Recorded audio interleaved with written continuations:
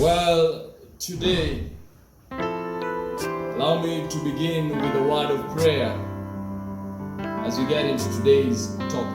Let's bow our heads, close our eyes as we pray. Dear Lord, the request I make this evening that you may use me. The pledge I make this evening is I trust in you. God, I want to speak your name on high.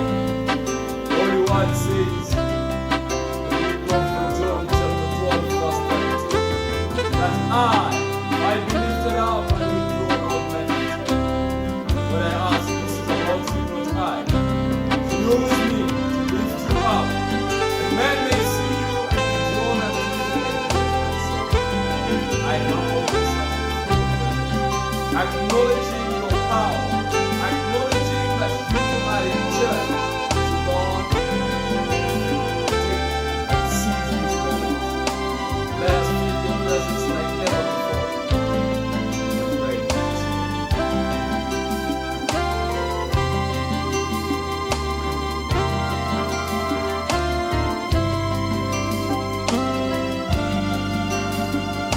It's been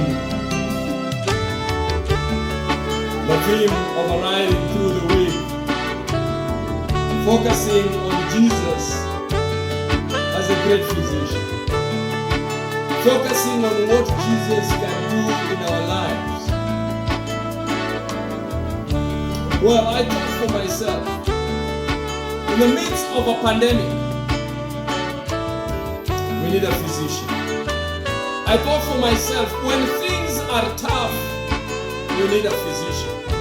I thought for myself, when we don't know what to do, we need somebody who knows what we ought to do. And so we've been walking with a great physician. Song has been 254. We don't tire to remind you the words of Psalm 254.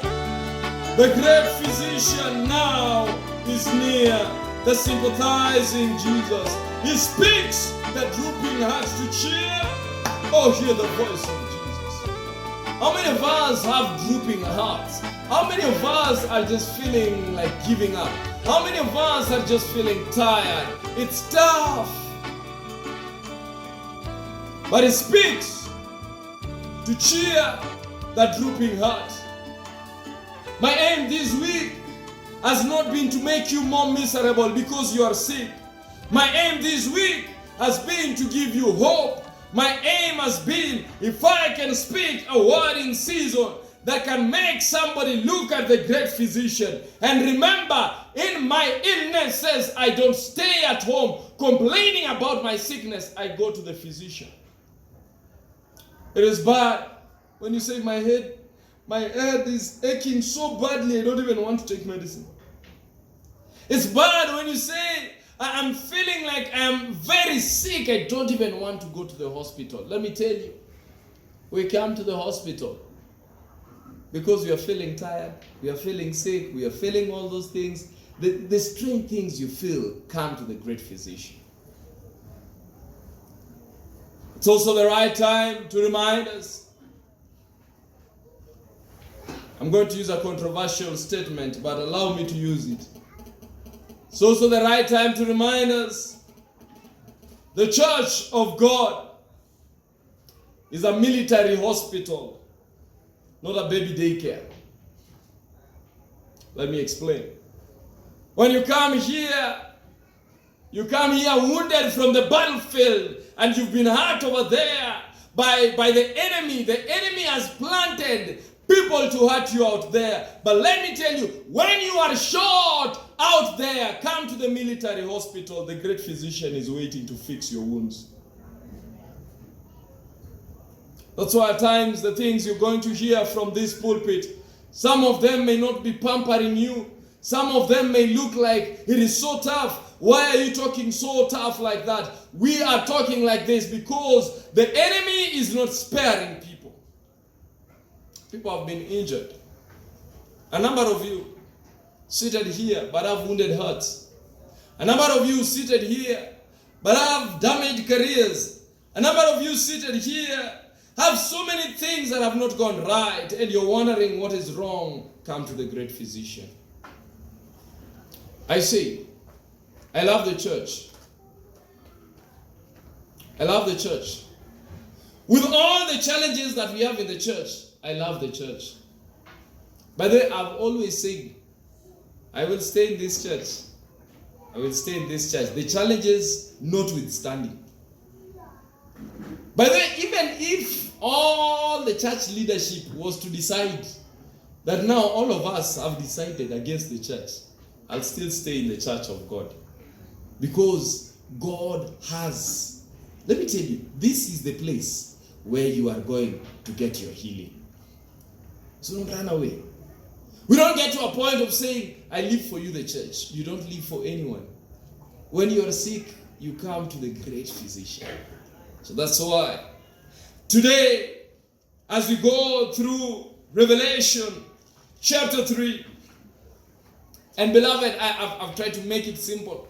I've even tried to restrain myself. Those of you who know me know that I get excited when I start preaching. This week I've really tried to restrain myself within the confines of just 2 chapters. If you can try to remember whatever things we've learned, we have just been working on 2 chapters in the book of Revelation. Revelation chapter 2 and Revelation chapter 3. In fact, you can even predict what we will learn tomorrow. Because it's been sequential. It's only the titles I've been playing up and about with. But this has been sequential. It's been simple to follow. And today, Revelation 3 verses 7. The Bible says, in reading from verses 7 of Revelation 3, and to the angel of the church in Philadelphia write, these things saith he that is holy, he that is true, he that has the key of David, he that openeth and no man shutteth, he that shutteth and no man openeth.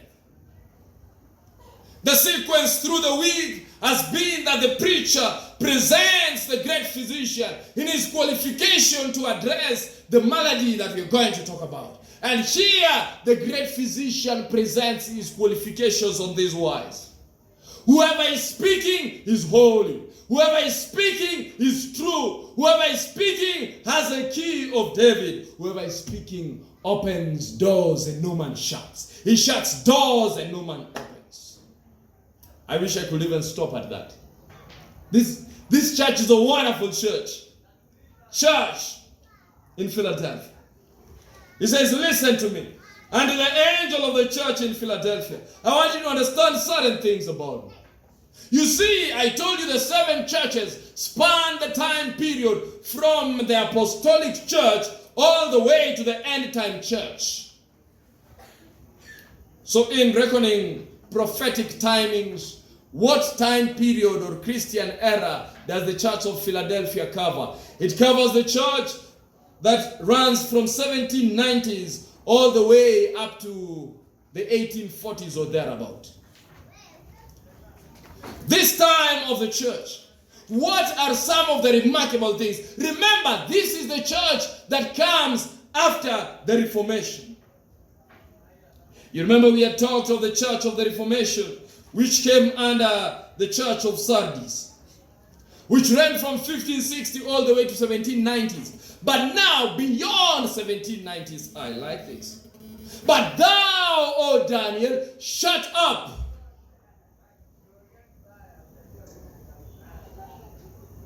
the book and seal it unto the time of the end.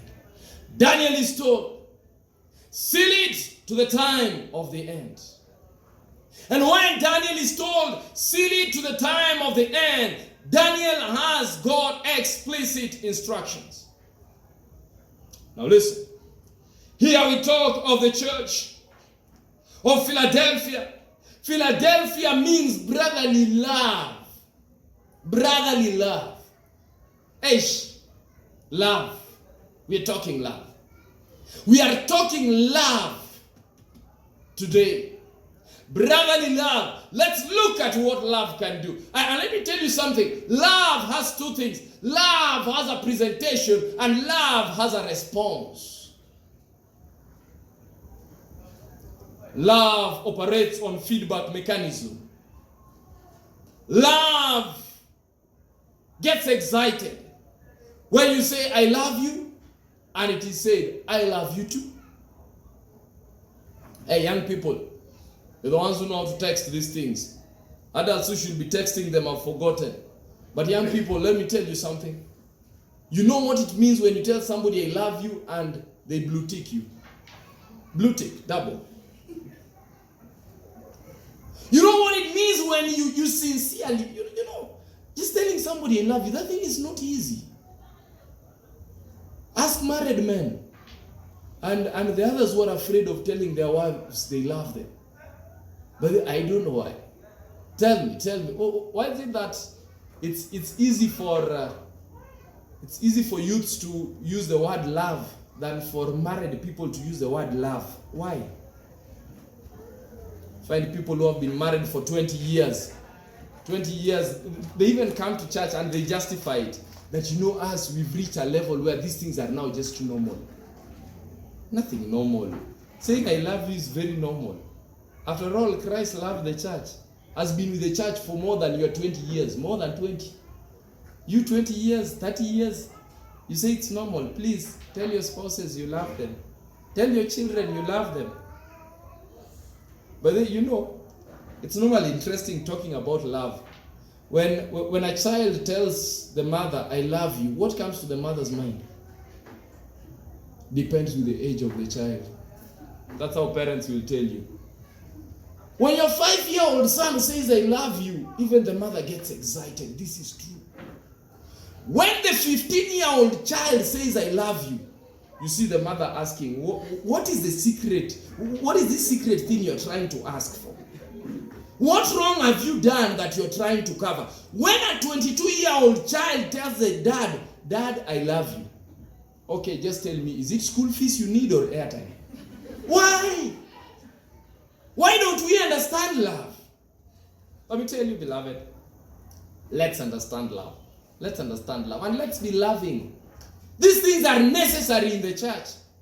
The church should be the place where those who come to church are loving. By the time you land in church, start loving from home so that when you land in church, it's easy.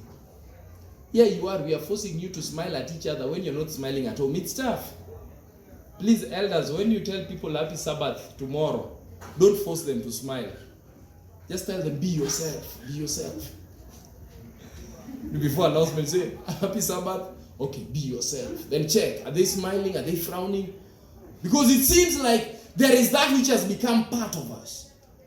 But the Church of Philadelphia is a church of brotherly love, putting an emphasis on love. And the Church of Philadelphia wants to explain to us something about love. It wants to tell us that love takes advantage of opportunities presented before it. Let me explain.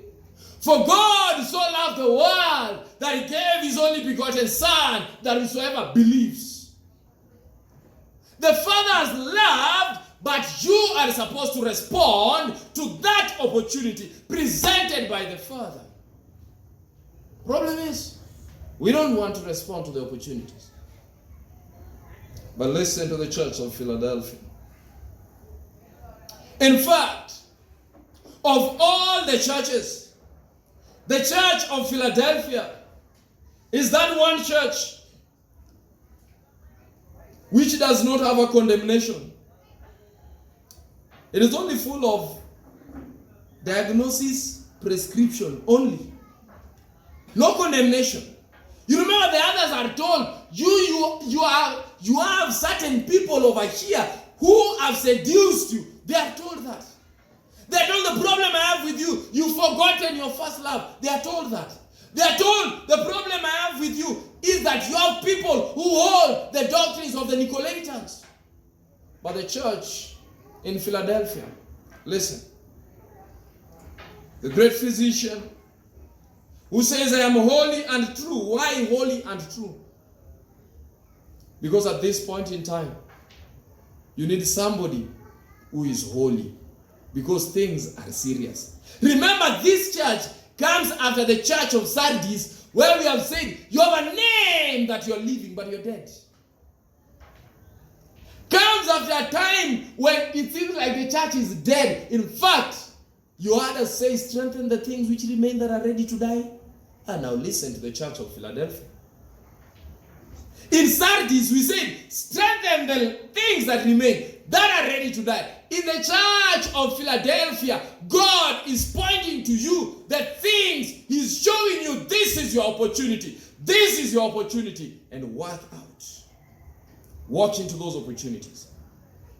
Says, I open a door and no man shutteth. Why? I have the key of David. Key of David. What does David bring in your mind? David brings the messianic promise. He says, one of the things you need to know, I am the anointed one. I am the Messiah. I am holy and true. Hey, walk with me on holy and true. How many of you are holy? Be careful before you put up your hand. But be careful not to leave it down. How many are holy? Now listen to this. The Bible says in 1 Peter chapter 1, reading from verses 15, but as He that has called you is holy, so be ye holy in all manner of conversation, because it is written, be ye holy, for I am holy. The standard that God is calling you to, He says, listen, today, just look at the great physician. How is he described? Holy. You've read the commandments. You know the 10 commandments? We won't try them. Go and rehearse them so that tomorrow when I ask you to try them in impromptu, you can. But we won't try them today. You know commandment number 3? What does it say? You know. I like this about you. I like this about you. You know the commandment. You only don't know what it says, but you know it. As in, you do it. You know the commandment. You only don't know what it says. Commandment number 3, what does it say? Thou shalt not take the name of the Lord your God in vain, for God shall not do what? Hold him guiltless. Who does that? Hey, but beloved, what is taking the name of the Lord in vain? You have a name that thou livest, but thou art dead. Taking the name of the Lord in vain is not only swearing. When you are a child of God and you are behaving like a fallen angel, you're taking the name of the Lord in vain. Let me tell you, I have come to the conclusion that the definition of Christian, even in a dictionary, leave alone the Bible, even in a dictionary, the definition of Christian is one who patterns their lives after Jesus Christ. How do you call yourself a Christian and you are patterning your life after some celebrity in Kenya? How? How do you call yourself Christian when your life is determined by the devil himself through his agencies? A young person wants to dress like all those crazy guys and doesn't want to dress the way Jesus wants him to dress. Why? Listen, if your role model in dress is Rihanna, then you are a Rihannian. You are not a Christian. There's a difference. As in, what I'm just trying to say is how you pattern your life determines a lot. But now he says, be holy, for I am holy. Standard, I have set for you the standard. You're my child, like father, like son. That's what he says. Like mother, like daughter. That's what he says. God says, when people see you, they don't need to say, show me Jesus. Oh, you didn't get that part. John chapter 14, reading from verses 6. I am the way, the truth, and the life. No man cometh to the Father but by me. Philip saith unto him, Lord, show us the way. Hey, but listen to what he answers Philip. Jesus tells Philip, Philip, have I been so long time with you, and yet thou sayest, show us the Father? Have I been so long time with you? And listen, that is 3 years with Philip. For 3 years, Jesus says, I have been so long time with you, to the level when you see me, you don't need to ask, show us the Father. You should know that by now. He's a child of God. You cannot represent Jesus Christ in any forum. A Christian, how? He says, have I been so long time with you? I have walked with you for a very long time. Be ye holy, even as he is holy. I know what you're going to say. Hey, but preacher, you know it's difficult. Okay. This week you're dealing with difficulties. Just come to the great physician. Tell him you know it is difficult. I told you our theme overall is what God knows. So the fact that it is difficult for you, he knows. I like that. In fact, when you go back to the book of Revelation chapter 3, so that you just hear that well, listen to Revelation chapter 3, and when you read from verses 8, he says, I know your works. Behold, I know your works. I know your works. That's what he says. And listen to what he says in the diagnosis. I not only know your works, because I know your works. Listen to what I have done. Behold, I have set before thee an open door, and no man can shut it. For thou hast little strength, and hast kept my word, and hast not denied my name. Amen. He says, I know your works. I know you have little strength. But let me tell you, one thing I like about Jesus, great physician Jesus, he says, please don't focus on your inadequacies. Don't. I know. I've already checked. Don't magnify your inadequacies. Please look at what I have set before you. I have set before you an open door. Today, if we were to pick a theme, we would have asked ourselves, where is the door? Simple. Where is the door? Because it says, I have set before you an open door. Why? Because I know you have little strength. Jesus understands. Jesus knows, and he opens a little door for those who have little strength. He opens that door. Let me tell you. Question is, have you seen the door that Jesus has opened in your life? It's easy to magnify the challenges, to magnify the problems, rather than focus on the open door.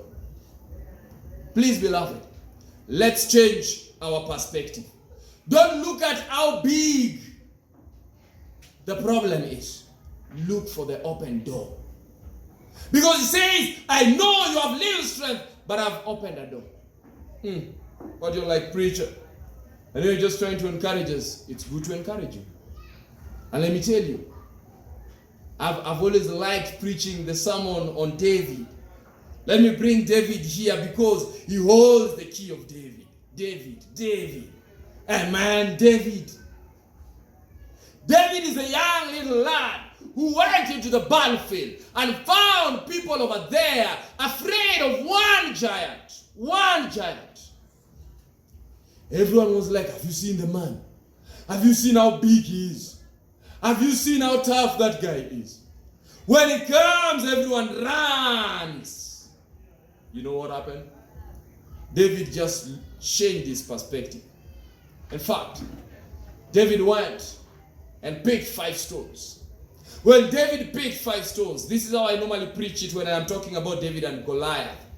I say David picked 5 stones, but he didn't need 5 stones. But he picked 5 stones to encourage those who are around him that he's safe. You know that those who are like, hey, You just want to try with one. What if it misses? So David did not pick 5 stones because he was chancing on missing. He picked 5 stones because, let me tell you, as a child of God, you must always have something extra. Carry the extra oil. You must have something extra. Don't just come to the sermon and then we ask you, what did you leave with from the sermon? Key text. How? Please pick the key text, work with the preacher in the other text, and after that, go with the lesson as well. So David picks 5 stones. And I say, David stands over there. And everyone sees the young lad about to commit suicide, standing before Goliath. But I say, the difference between David and all the others, inclusive of Saul, and even Goliath himself, the difference was the perspective. While everyone looked at Goliath as a big giant who cannot be defeated because he is too strong, David looked at Goliath and saw a big guy whom you can't miss even if you throw the stone at any angle. Said, this guy is a giant. As in, I have been killing smaller animals with stones. What about this one? As in, David must have looked and said, this one. You remember the little bird I aimed at the other day? Now this one. This one, even if I close my eyes and throw it like this, definitely it will land somewhere. And you know, when God is with you, as in, he even directs the stone where to go. So David he took the stone. Goliath started laughing, but let me tell you, a stone in the hand of David who trusts in God is not a stone. That thing is a killer weapon. In your hand, these are stones, pebbles. But in the hand of a child of God who has trusted in God and his life is in danger, God transforms it. Open door. That's why look at Moses. Moses is told, what is in your hand? Open door. God always asks for open door. Can't you see the open door? Don't cry at your problems. Let me tell you something. Children of God, we are focusing on the challenges and we are focusing on the problems, but let us look at the open door that God has set before us. And I like one thing about what he says. I am the one who opens and no man shuts. Did you hear that? He opens and no man shuts. Why do you think he has to describe himself like this when he's talking to a church that has little strength? You know, when you have little strength, you are afraid that a powerful person may say, time is up. Jesus says, I have opened the door and I've opened it for you so that you can go through it. No man can shut it. What open door is God opening for you today? Let me tell you, there is somebody, you're struggling with your academics. Hey, God says, I've opened a door. Did you see the chance I gave you at the opportunity at the university? I just opened a door for you. Go through it. And let me tell you, if God opens a door for you, no man can shut it. Problem with us, our doors are opened by human beings who can threaten you. So because of the job that you want, it tells you, I'm the one who gave you this job. If you joke, I'm going to take it. Hey, you're terrified. Tell God, open for me the door of employment. And if God opens it, no man is shutting it. No man threatens you. And if he threatens you that he's going to shut it, he may be shut before he shuts it. Let him be careful. Nobody jokes with my God. And let me tell you, if he shuts the door, no man opens. There are some doors in your life that Jesus wants to shut. Please cooperate. Let him shut. He says, when I shut, no man opens. And I can tell you, God is very faithful. And to this church, he says that, behold, I have set before you an open door. No man can shut it. What doors has he opened? Doors of opportunities of spreading the gospel. And when you look at the time period of Philadelphia, in that time period between the 1790s all the way to 1840s, God opened doors.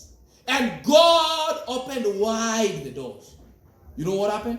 If you go to your study well, you'll find the missionaries started going into other countries. And the missionaries were going. And you're going to find all these missionaries, you hear their name. They were going at that time. Why? God had opened doors for the gospel to go. When you go and look at it, you will find the publishing houses started opening. God opened the door of literary work. And let me tell you, publishing houses came up here and there. Bible societies came up. And the word of God, which heretofore had been hidden from men, this word was now open. God opened doors, and no man can shut. You've heard of infidels like Voltaire and the others who sat and said that this Bible, give this Bible just a few more years and it will be done. Where is it right now? The Bible has outlasted all those infidels and men who say that the Bible is useless. The Bible has outlasted them. When God opens a door, no man can shut. No man can shut it. And that's why God comes into your life and he says, tell me, what is the challenge that you're facing? He says, what is the challenge? You present to him 50 things. And he says, can you see the door? And let me tell you, today, God is asking you and me, Chief, can you see the door? Problem with us is we are blinded by the challenges. You're not seeing the door. Blinded by the challenges. You can't see the door. Until you focus on Jesus and Jesus alone, and you trust in him, he will show you the door that he has opened. Problem is, our focus has always been on human beings. Our focus has always been on our challenges.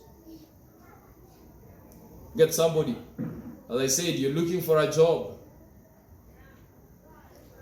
And like the guy who was by the pool of Bethesda says, I have no man to give me a job.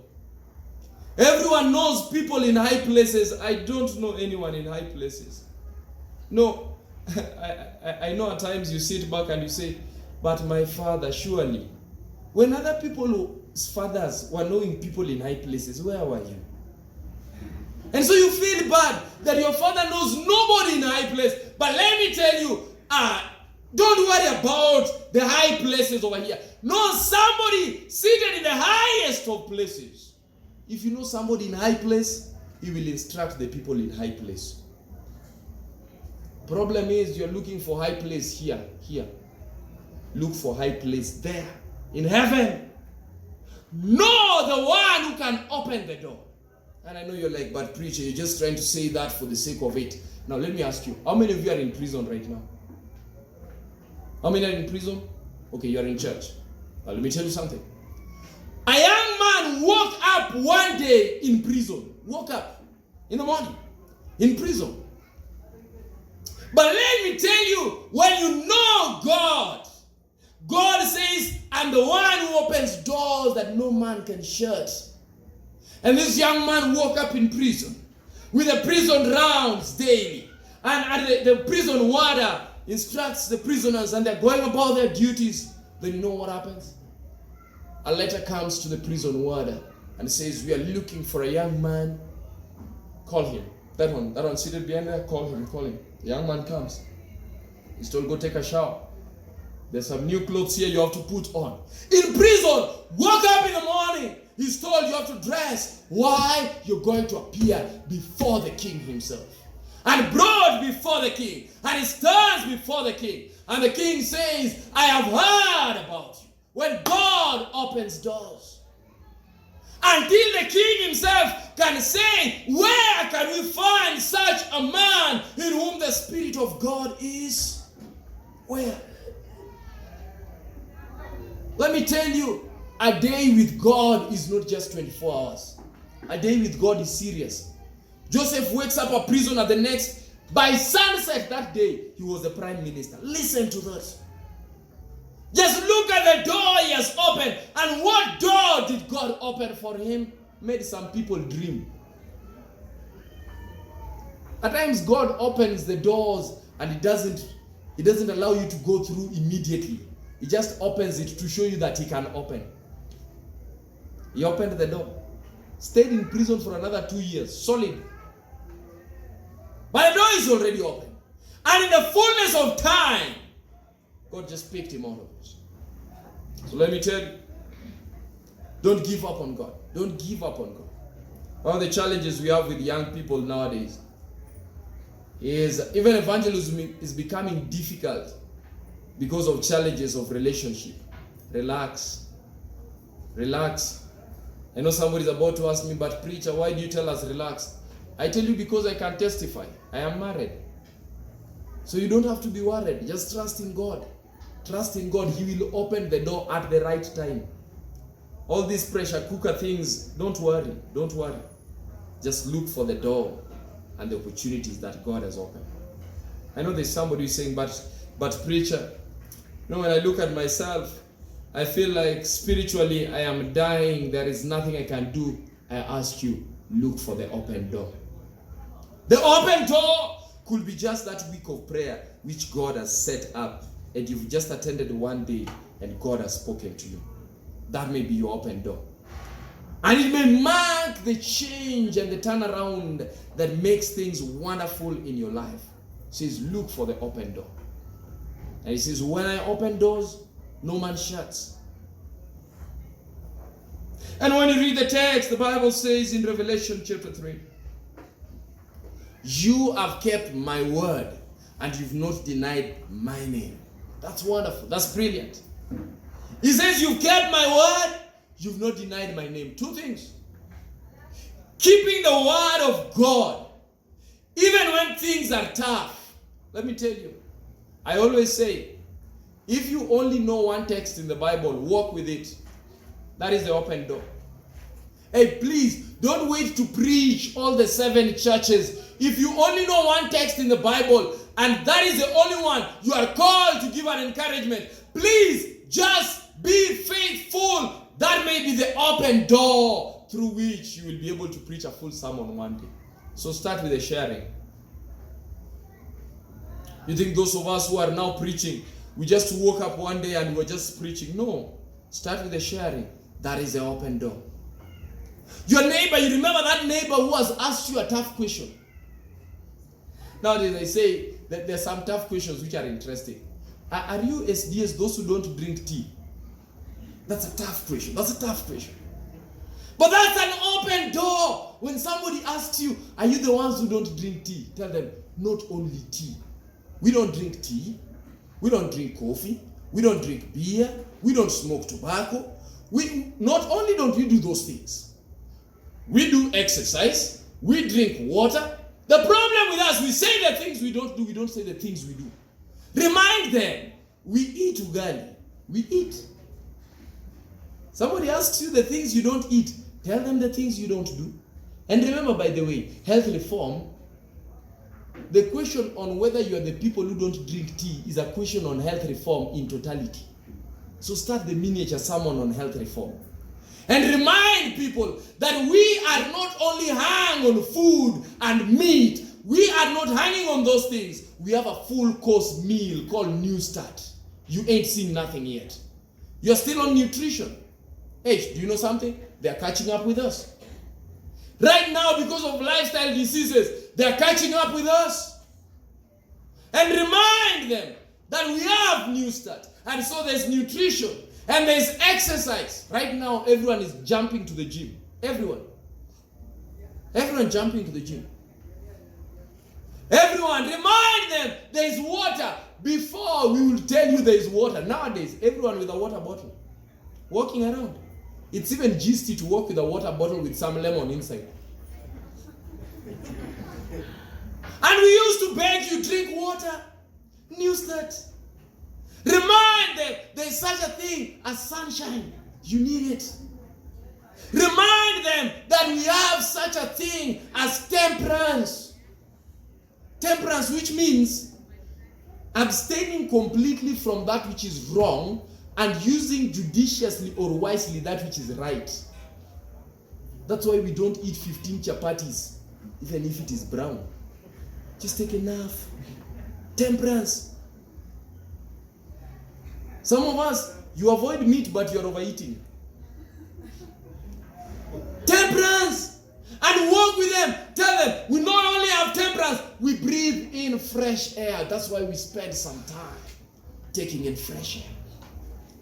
And tell them, there is such a thing as rest. That is why the child of God, early to bed, early to wake up and rise up in the morning, make someone healthy and wealthy and wise.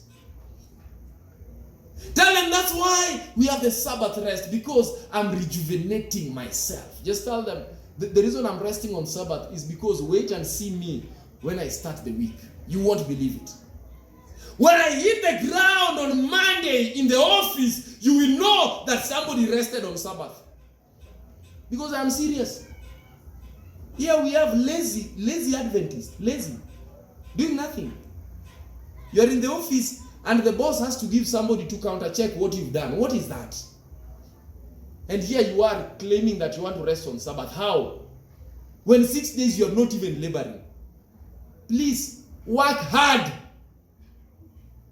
You're not going to fail exams if you're in the university. Work hard for 6 days. Sabbath day, rest. That's new stuff. That's health reform. Health reform is not hanging on meat and the other things only. You must rest. And then remember, trust in God. I say the open door, which started by only asking me whether we don't drink tea, must end with the trust in God. Open door. And God is saying, I have set before you open door. You know what? This church here. Do you even know why this church is here? This church here. This is an open door. God has set an open door. He wants the people around here. Let me tell you something. One of the reasons this construction needs to come to an end is because it's an open door. There are some people who can only go to church when there's a structure. Here you are, just humble yourself. Hey, if you are humble enough to come here, there are others whose faith is even younger. So they look for the structure, then they will find Jesus. So please help them. That is now the preacher doing promotion for church building. You think I will avoid that? I must say that. We need to have a church. We need to have a structure. That's why the Bible says that God wants a sanctuary that He may dwell in your midst. I know where 2 or 3 are gathered, I am there. I know that text. But what hinders you from having a structure for the Lord? What hinders us? Nothing. We need to have a structure for the Lord. That's why in Haggai, listen to what He tells people in Haggai. That you people, you live in wonderful houses, and look at the way the house of the Lord is in waste. But God says, I have set before you open doors. And open doors are opportunities that Jesus sets before His children. Listen to Revelation chapter 3 verses 9. Behold, I will make them of the synagogue of Satan, which say they are Jews and are not, but do lie. Behold, I will make them to come and worship before your feet, and to know that I have loved thee. This is a love message. Open door is a love message, beloved. He says, I will make them, which are of the synagogue of Satan, who say they are Jews but are not, who are liars, they will come and worship before you and acknowledge that I have loved thee. Let me tell you something. What does He say? Listen to this. God is saying, I know there are people who look at you. They despise you. They look at you and they feel like you have attained nothing. But God says, wait. I have set before you an open door. Just take advantage of the open door. Tomorrow, those who have despised you today are going to come and they're going to bow and worship before you. But you're like, preacher, where is that? It's everywhere in the Bible. I just started with Joseph. Do you know what it means when the prison warder now comes and understands that tomorrow Joseph is the prime minister giving instructions? They will come and worship before you. Do you know what happens when the brothers who are claiming to be Jews were telling him your dreams will amount to nothing? Nothing. I was one day preaching that story, and I was saying, be careful about those who undermine your dreams. Here you are saying, when I grow up, I want to have 1, 2, 3, 4 by the grace of God. Then somebody is telling you, please come back to normalcy. Those are big dreams. Who tells you that Adventists dream dreams like that? Here you are saying, when I grow up, I want to be a president. Hey, those are not for you. You talk about president of which things? Start looking for clubs. So in high school, president of Young Farmers Club. Those are the ones you are told to aspire. No! Dream! And let me tell you, let those who have despised your dream, God is saying that, let me tell you, I am going to exalt you. I am going to make them come and worship before you. Did you see what happened? They told Joseph, oh, Joseph, you can do nothing. The next day, they are coming and kneeling before Joseph, asking for food. When they... Oh, this sermon is going to take a long time. When they took the food that Joseph brought and they cast Joseph into the pit and sold him and ate the food. I've always said in that sermon of Joseph, if I was Joseph, and it's easy to say, and these people are planning to kill me, I would eat the whole of that food. And then tell them, I brought for you food and you're joking with my life? You remember, and let me tell you, when you are sent to take food, those are good duties. Did you see what happened to David? Firstborn comes and says, I know you are a naughty boy who likes watching violent movies. That's why you've come to the battlefield. I've always said, if I was David, I would have taken the food that I brought for my brothers, eaten it, and told them, you called me naughty. Now this is naughty. Eating your food, that is now naughty. But coming to assist you. But let me tell you, when God opens doors, those who despise you, do you know what the brothers of David... Hey, this is what I want to ask David when I get to heaven. You know, there are certain things that are not even written in the Bible. Get to heaven and ask. I want to ask David, just tell me, what was Eliab telling you after you had killed Goliath? Eliab now comes and, this is in my sanctified imagination, we will confirm in heaven. But I think Eliab must have been coming and saying, yeah, that's my brother. That's my brother. I told you, it's in our genes, we kill giants. That's my brother. When he first came, they were like, oh no, you are naughty, what? But after he has done it, let me tell you, they will come and worship before you. Why? Because they will know that I have loved you. And let me tell you, God still opens doors. Look at the 3 Hebrew boys thrown into the fiery furnace because they trusted in God. And let me tell you, those who threw them into the fiery furnace, they came and removed them. And then they said, your God is truly the God who is in charge of gods. Look at Daniel, thrown into the lion's den. But the men who plotted for him to be thrown into the lion's den, what was done to them? They became food for the lions. So, relax. The person who despises you today, don't fight against them. You just focus on the open door.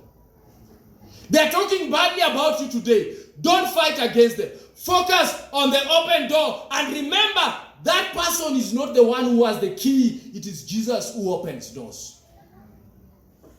So somebody can tell you anything right now. You're a young lady, you are barren, you don't have a child. People are talking about it and they're asking you, when are you getting a child or something of the sort. Don't focus on them. Just focus on God who opens doors. And trust in him.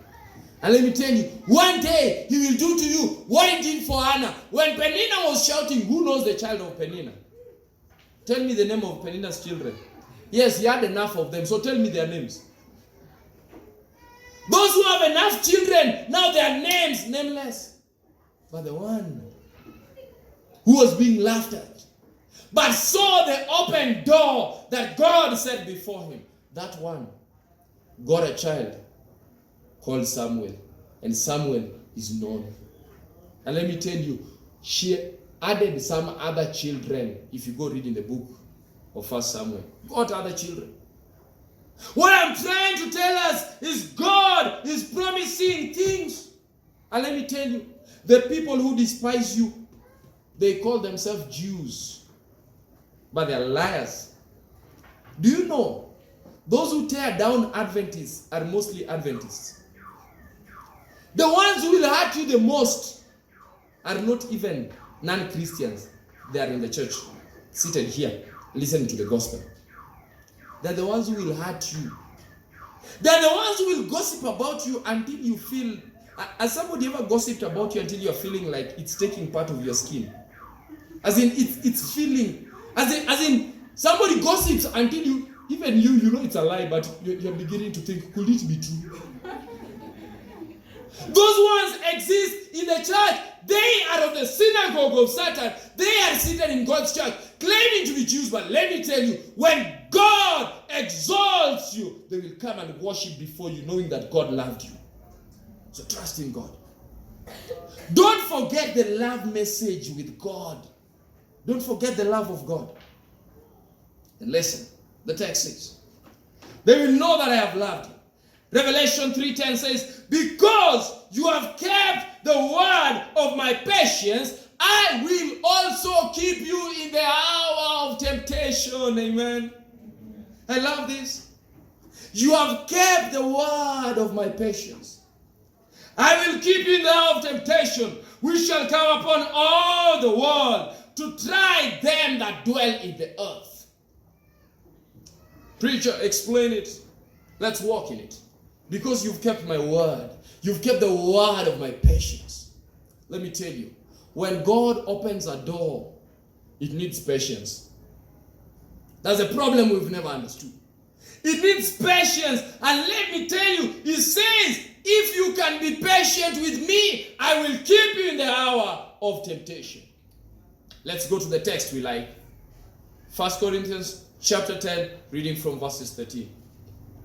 It says, no temptation hath taken you such that is not common to man. But God is faithful in that he will not allow you to be tempted beyond that which you are able to bear. But he will, with every temptation, make a way of escape that you may be able to bear it. Preacher, break it down. Look at it. No temptation. Ish. No temptation has taken you sight that is not common to man. What does that mean? Anything that has come upon you as temptation is common. You may not have seen it with somebody else in Kenya, but somebody in Costa Rica has experienced it. By the way, let me tell you, you think you are the only one. Hey, youths, let's talk relationships. You think you're the only one who has been dumped? Hey, Mongolians are being dumped. There are people in Southeast Asia who were dumped yesterday. There is somebody in Japan being dumped right now.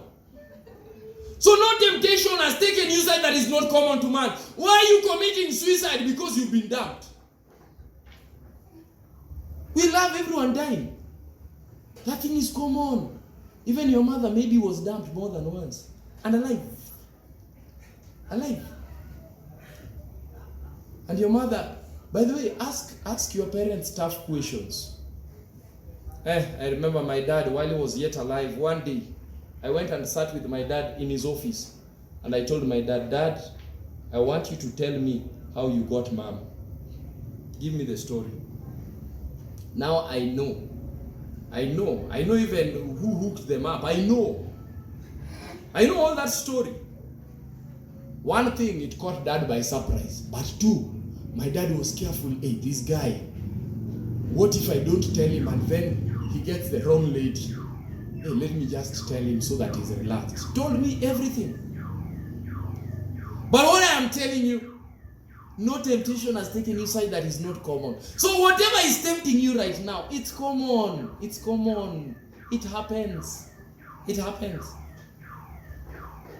No temptation has taken you side that is not common to man. But God is faithful. Listen to that part.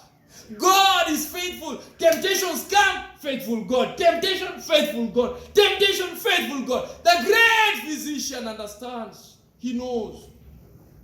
And he is faithful. The Bible says God is faithful. How do you know that God is faithful? In that, listen to that English. God is faithful in that he will not allow you to be tempted beyond that which you are able to bear. That is the faithfulness of God. When he says he will keep you in the hour of temptation, now listen to this. He is faithful in that he won't allow a temptation you can't bear. I always give the illustration. When the devil goes into his laboratory of temptations, he sets up some temptations. Then these temptations, after he has baked them properly, he has to come and present them before God. So he says, God, I have a temptation for Peter. Then God says, where is it? The devil comes with a well-brewed temptation, fermented properly. This one is going to be serious for Peter. Presents it before Jesus. And I see my Lord looking at it, and the great physician, the sympathizing Jesus, looks at the temptation and says, hey, you got something wrong. This one is for John. This is not Peter's caliber. Peter doesn't handle this one. You want him to fail. I've seen your trick. This is for John, not for Peter. Go bring one for Peter. The devil goes, and I can see him in my sanctified imagination. He's disappointed. He's disappointed. Oh, what is wrong with God? Now look. And then he goes and brings another one that he tries. Then God looks at it and analyzes. Yes. Now this one, this is an exam that chief can pass. Go present it. Let me tell you, tomorrow when you see a temptation coming, know that God has already seen your potential to pass the exam. God is not like these your lecturers and human beings over here who come and start threatening. You are going to understand, I'm the one. You know those lecturers? He comes to class and says, all of you are seated here. By fourth year, half of you will remain. That's not God. God is not interested in you failing the temptation. In fact, even when it is set, he says, I want you to show me the temptation that you're taking. I want you to know, can he pass? But who asks standard one? Who asks standard one? What is the differential of ln x? Who asks that? So God says differential is not for standard one. You take that one to calculus in campus. So let me tell you, those of you who are in campus of life, please expect temptations is a campus. Those of you who are in standard one, the Lord will allow you to be tempted according to standard one. Let me tell you, if you see the temptation looks difficult, just know God has taken you to a higher class. You didn't get me? As in, when you see you are being tempted with 1 million shillings, it means God knows. God knows. Now you're a serious guy. If you see you're being tempted with 5 bob, God knows. You are beyond 1 bob. He knows. That's why, let me tell you, a small child, 3 years, 5 years old, is tempted with sugar. Sugar. Listen, sugar. You've seen a 3-year-old being tempted with adultery. 3 years. Adultery. So let me tell you, when you are old enough and the temptation is adultery, just know you are mature. God knows you can handle. He is faithful. He won't allow you to be tempted beyond that which you can handle. But listen to this. He has set an open door. Paul writes and says, and I like Bible writers, John uses the word an open door. Paul writes and says, he is faithful. He will not allow you to be tempted beyond that which you are able to bear, but he will, with every temptation, make a way of escape, that you may be able to bear it. As in, if there is something that is worrying God, how can you bear the temptation? He will, with every temptation, make a way of escape, that you can bear it. And let me tell you, you will know. You will know when one day you almost stole some money because you don't have any money for rent, and it's tough, and you're about to steal. Then you say, I am a child of God, and you leave. And let me tell you, after you have left, God brings more than the rent. He will make a way of escape that you may be able to bear it. And let me tell you, the hour of temptation that will come upon the world to try the world, he will survive you through it. But listen to verse 11. It says, behold, I come quickly. Hold fast that which you have, and let no man take your crown. Amen. Beloved, there are people who are here to take crowns. Let no man take your crown. Hold fast that which you have. Little strength, hold fast. Look for the open door and go through. Hold fast. And listen to this in verse 12. He says, him that overcometh will I make a pillar in the temple of my God. Listen to this. Pillar in the temple because he saw the door. Pillar in the temple of the Lord my God. And he shall go no more out. Listen. The overcomer is made a pillar. You don't understand. It's good to preach in a church that is under construction. Please, tomorrow during the day, go and walk and just look at what is being constructed. You will see some metal bars have been put somewhere. There are some pillars are being constructed. Look at the construction of the pillar, and you'll understand something. The church will stand on pillars. The strength of that church, those pillars are the things that will hold the top. Pillars. And look at the time they are spending on the pillars. By the way, come in the course of the week and ask questions like, hey, excuse me, where's a civil or structural engineer? Can you explain to us what goes into these pillars? Why are you putting more of the cement and concrete and sand into the pillar, and yet on the other places you just put in stones? And he will tell you the stones of the wall can be there, but you need the pillars to reinforce the wall to stand. Reinforcement. God says, he that overcometh is part of my reinforcement team. He that overcometh is part of the pillar. He is the pillar of the temple of the Lord. He shall go no more out. The threat is going out. Shall go no more out. And I like this. Oh no, I like this. I will write upon him the name of my God. Listen to that. You will have written upon you the name of God. Oh, you didn't hear where I started from. Are you a Christian? Have you been living like a Christian? He says, Christian, not living as a Christian is disappointing me. But now you have overcome. You've lived as a Christian. I must write upon you the name of my God. You need a serious name. And again, I will write the name of the city of my God, which is the New Jerusalem, which cometh down from heaven. I will write upon him my new name. Beloved, listen. Jesus says, I have things I want to write on you.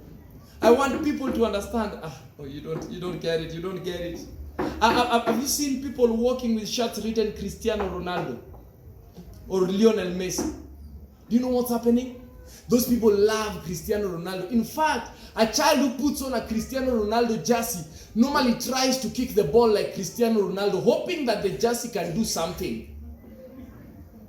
But let me tell you something. They do that because they are happy to be associated with Cristiano Ronaldo. But listen, now God is saying, I am not only writing names on jerseys, I am writing on you my new name. I am writing the name of the new city, the New Jerusalem. I am writing on you the name of my God. You are mine forever. This is everlasting. I love you so much. I want people to know you are mine. You didn't get that part. Let me put it this way. Two things. It says they are children by birth. They are children by adoption. But let me tell you, you have double identity. I have gotten you by birth through the new birth when you accepted me. I have adopted you as mine. Now I have you by double identity. You are mine fully. He says, I'm proud of you. I want everyone to see you having my name. Hey, what's your surname? You think your father gives you that name because he's not proud? Hey, go ask these new fathers. Looking for names are interesting. And let me tell you, when you ask parents, parents believe that they have the best names. A parent sits somewhere and, this is now my son, this is now my daughter.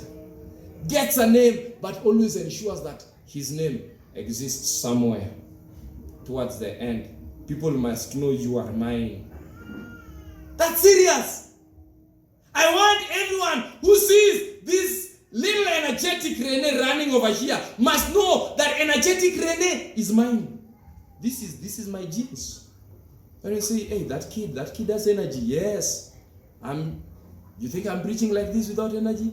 It's there in our genes. He says, my name shall be written. He that hath near, let him hear what the Spirit saith. Beloved, God is writing names. God says, and today I want you to hear this, because there is a door that He has opened. Today I want you to ask yourself, which door has God opened for you? There's some of us who may have opened the door of salvation for you. May just be an opportunity for you to reconsider your life and say, God, I see you've opened the door of salvation. I want to be saved. There's somebody. There's somebody, He may have opened even the door of forgiveness. You've just been mad at people, and today He's mellowed down your heart. The door of forgiveness is open, and it may be through you that He will reach the other person whom you have a problem with. Jesus is opening doors. You may have opened a door of evangelism, that you may be able to reach to somebody who needs to know. Let me tell you, there are some people who will never be reached by a preacher like me. Never. They find me too energetic. They find me too fast. They find me using a lot of energy. They need somebody who looks harmless like you, who says, Jesus loves you. Maybe that's the one. So which door has He opened for you? Let me tell you, today, if you live with nothing, remember this. When God opens a door in your life, no man can close it. So don't be afraid. Don't be afraid. If He's opened a door for you, don't be afraid. When He opens a door, no man can close it. And please, when God closes a door, don't allow other men to open it. The door of sin in your life, Jesus closes it, and you're looking for another person to start sinning with again. That's wrong.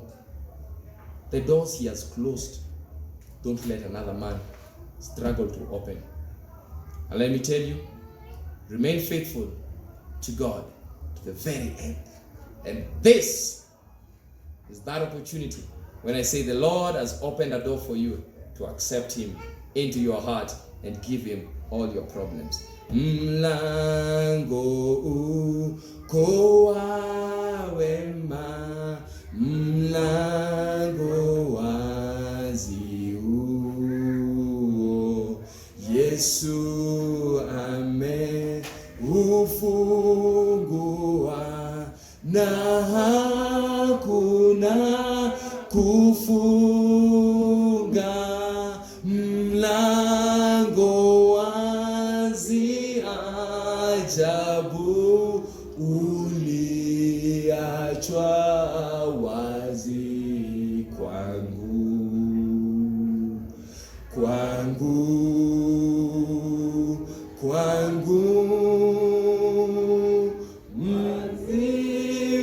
wazi kwangu. I like the stanza that says, Madam lango wazi, watu waokolewe,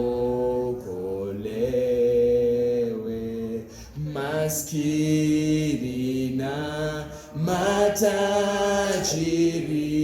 wa mataifa yote, mlango wazi ajabu uliachwa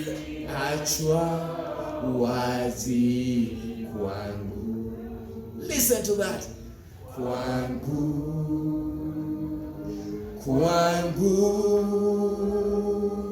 wazi kwangu, mlango ukaa wazi, waokolewe maskini na matajiri wa mataifa yote, mlango wazi ajabu uliachwa wazi. Let me finish by saying, the door has been left open for you. The question is, which door is left open for you? That question can be answered by you as you cooperate with God. Let's rise up as we close with a word of prayer. Dear Lord, to the church in Philadelphia, the church of brotherly love, you wanted this church to understand that love opens the doors, but love prompts somebody to go through the door. So God, you've left the door open out of love. You want us to go in through love. Help us to exhibit love in our lives. God, there are those of us who are going through challenges. But God, today you say, don't look at the challenge. Look at my love which can sustain you through the hour of temptation. Look at my love which can sustain you through the tough things. And remember, my love not only sustains you but opens the door. So look to the end of the tunnel, you're going to see an open door. God, so many of us have been blinded by the devil. The devil blinds us with worry. The devil blinds us with complaints. But today, you has opened the door. Please let us see that door which is open and let's go through it. I say this because God, so many of us feel like doors have been shut down on us. So many of us feel like this life is just too difficult.